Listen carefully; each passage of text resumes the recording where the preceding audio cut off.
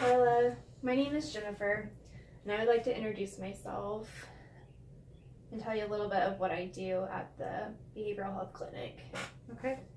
I'm a behavioral health consultant, and I'm currently a practicum student.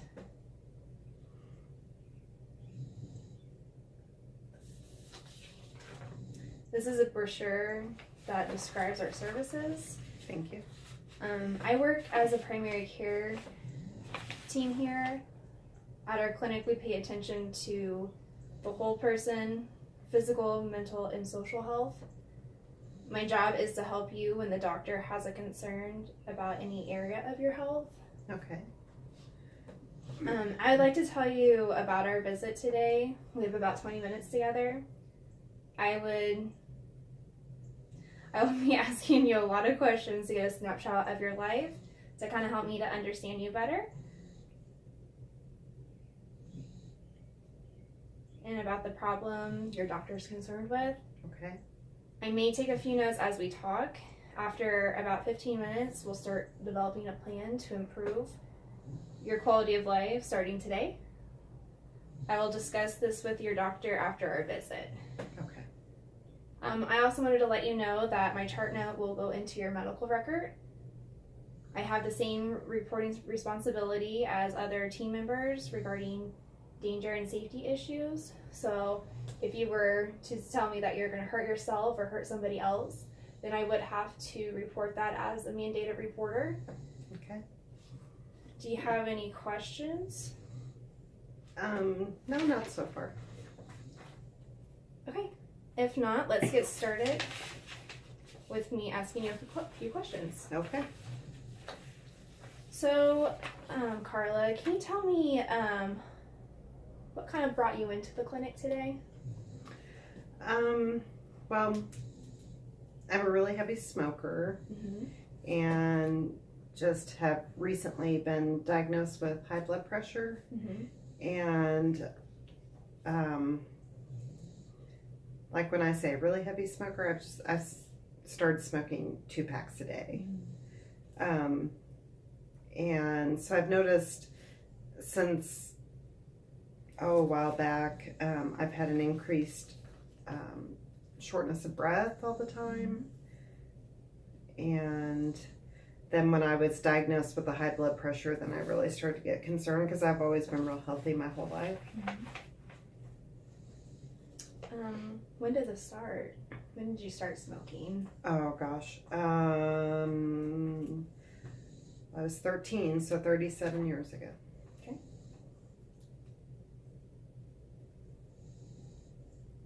And did something trigger you smoking? Originally, when I was 13, just peer pressure. So what have you done to manage these symptoms?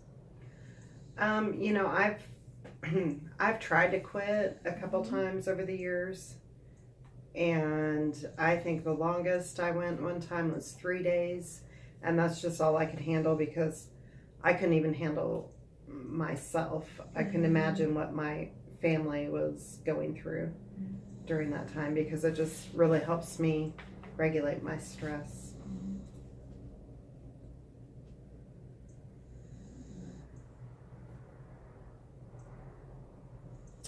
I'd like to stop and point out something to you. Okay.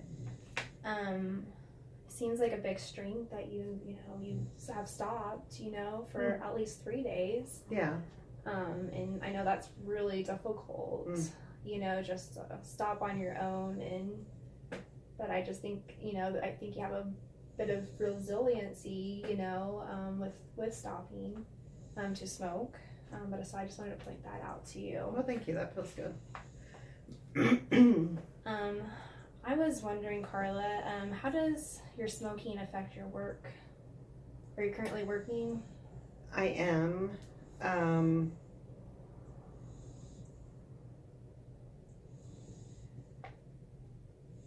I don't know that it's really affected it a whole lot. I'm not necessarily missing work or anything. I have had to miss though because yeah, it has affected my work because I've had to miss with headaches and I found out that was because of my high blood pressure.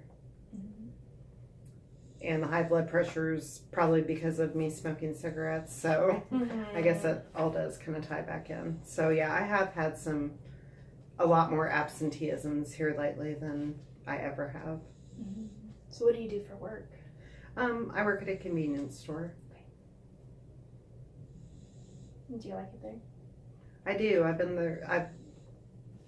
It seems like I go to other jobs and I always go back to working in a convenience store. I like the pace of it. Mm-hmm. Also, I was wondering, how does this affect, your relationships, like with your family? Well, I don't have a partner, so I do have my children and my grandchildren. And I watch my grandchildren quite a bit for my kids, if they want to go out, or if their babysitter falls through and I'm not working, I can watch them. But there have been times that they've needed me here lately that I've not been able to help because of the headaches with my high blood pressure. So I just haven't been able to be as much of a support for them as I hope. So that sounds kind of like a big deal. Oh yeah. To you, because I hear that family is really important to you. Yeah, they're my biggest deal. Mm-hmm.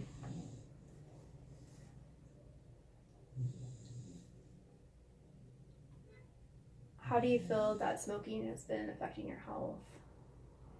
Oh, like I said, I've had just really bad headaches. I go to bed with one, wake up with one. Nothing seems to make it go away. Although since I've started taking blood pressure medicine, that does help.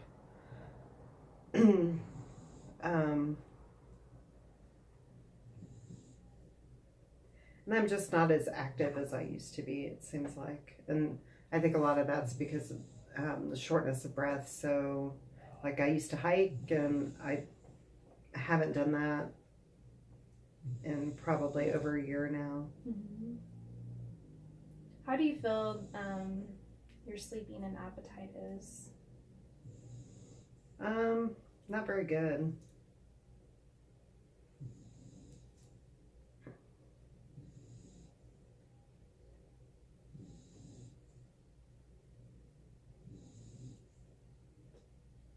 I heard you say, that you still really enjoy hiking. Mm-hmm.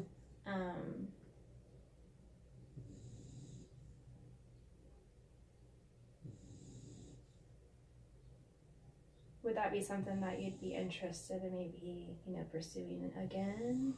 Oh, definitely. Yeah, because my daughter's not a big hiker, but every once in a while I could get her to go with me. And so then that was nice that, I'd be able to spend time with her. Mm-hmm. And so I kind of hope to start doing that with my grandchildren too. Mm-hmm. And so I've been really upset that I haven't been able to do it because that was really like the main activity that I enjoy. Mm-hmm. So what has kind of gotten in your way of like wanting to hike and, do some of those activities you once enjoyed? Mostly just my physical symptoms, the shortness of breath. And then the headaches started getting really bad, like probably 6 months ago or so. Mm-hmm. So how does this affect like your mood and? Oh, I'm sure I'm not very pleasant. Mm-hmm.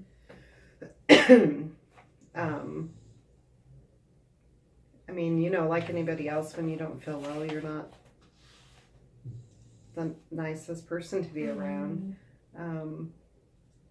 But I do live on my own, so that kind of helps out that I don't always have to be around someone. Mm-hmm.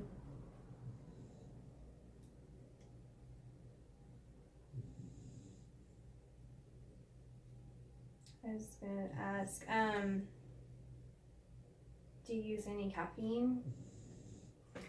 Yeah, not as much as I used to. I used to drink while, working at the convenience store.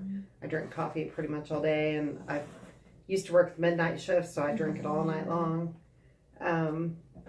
But since I've gotten older, I probably drink like maybe 3 or 4 cups of coffee a day. And I might have a Dr. Pepper or 2 throughout the day.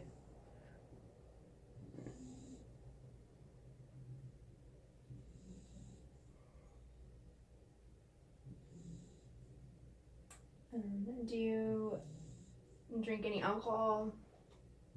No, I used to, but I quit drinking alcohol 10 years ago.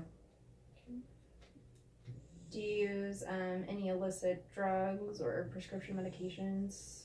Nope, other than my blood pressure medicine and the occasional Tylenol.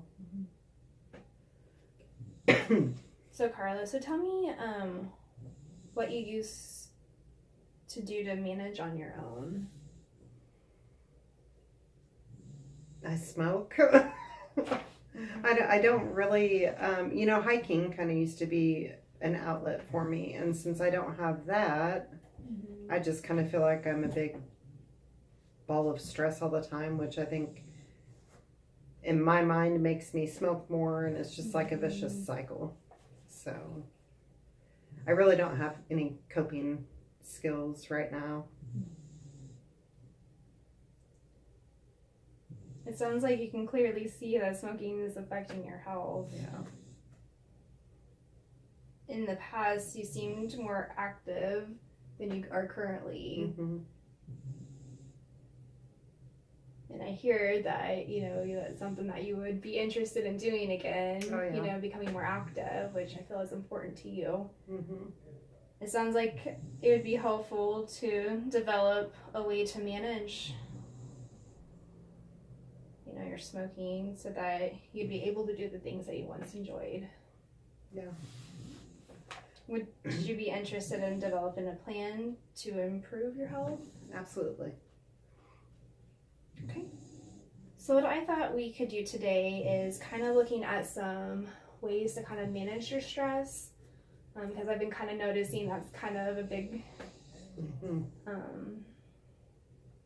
big for you right now. So I wanted to kind of teach you, some problem solving skills that I think maybe could help, when you are kind of feeling stressed, of maybe using some healthier coping skills instead of smoking. So I'm going to teach you this. I'm going to show you a worksheet that I think we could do together today. Do you think that would be okay? Yeah. All right. So basically, STEP. And what that kind of means is, to define the problem. So kind of state what the problem is. Okay. So that's what the S stands for. T, taking a step back, to look at the problem. And evaluate, thinking, what can I do, maybe instead of smoking. And then plan. Okay. Thinking of a plan that you could do and sticking with it. Do you think that would be helpful for you? Mm-hmm. And then another one that I think could be really helpful to you is like learning to, do some relaxing techniques, such as breathing. And that could just be like sitting in a quiet room and just kind of closing your eyes and inhaling through your nose and then just letting it out. Just kind of like pretending when you are closing your eyes that you're smelling a flower as slowly as you can, just to get all the, the nice smell. And then once you do that, then to blow it out, like you're kind of blowing a candle. So sniff it, smelling the flower and then blowing the candle out. I think maybe could be really helpful for you, especially in some of those moments that can feel very stressful. Okay.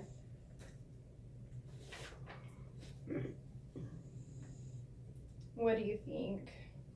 Oh, I think it sounds good, especially the breathing, because really, I know I say I use my smoking to help with the stress, but it really doesn't help with the stress.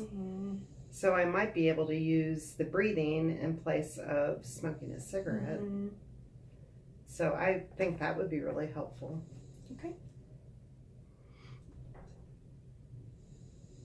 Is there someone in your support system that maybe can help you when you are feeling kind of stressed, or when you're feeling like you want to smoke, a cigarette? Is there anybody that maybe you can reach out to kind of talk through? Probably my daughter. She used to smoke, and unlike me, when she got pregnant, she quit smoking, and she never started back up. So she would probably be a good support.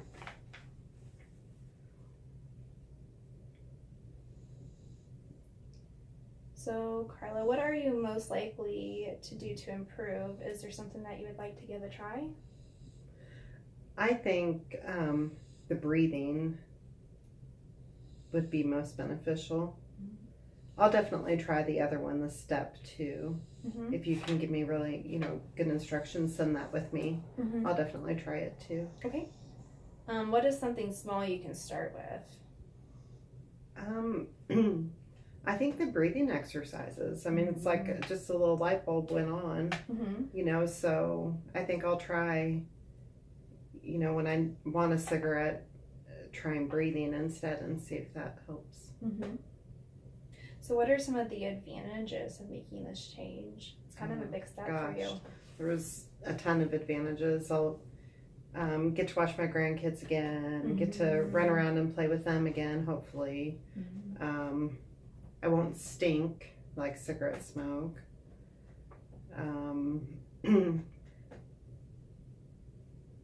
My health will be a lot better. And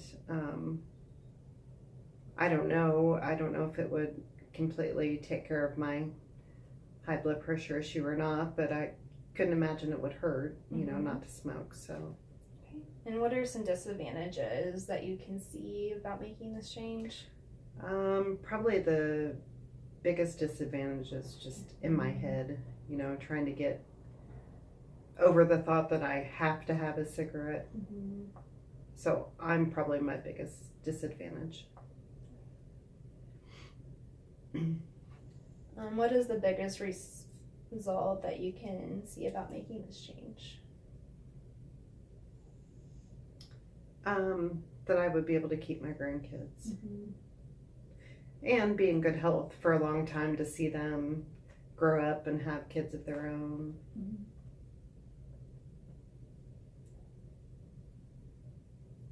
So on a scale from 0 to 10, with 0 being the most likely about making this change, and 10 least likely to make this change, where do you feel like you fall today? Okay, so 1 is most likely to make the change. A 3. So what makes you think a 3? Because a 3 is pretty low. Oh, maybe I misunderstood you. Can you tell me that again? Oh, yes. 0 being the most likely and 10 being the least likely. Oh yeah, I misunderstood you.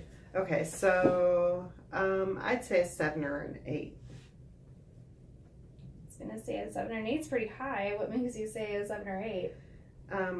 My grandkids. It's really important for me to be active in their lives. So why wouldn't you say you're not at a 0? Because of them. I mean, it's funny. I smoked the whole time I was pregnant with my kids and the whole time they were growing up. And back then it really wasn't a big deal. Everybody smoked around their kids. And now I see where, it is a big deal. And so I want to quit smoking for them. For myself, but for them too. So for this week, I want you to really focus on, thinking about the conversation we've had, during our session, about with the breathing and using some problem solving skills like STEP, and see how that works for you. And then we can meet next week to kind of see what has been helping or what's working for you, or if, what's not working. Do you think maybe you can come see me next week? Mm-hmm. Okay. Yeah. All right. right. Well, I'll see you next week. It was really Okay. nice meeting you, Thank Carla. you. Nice meeting you too.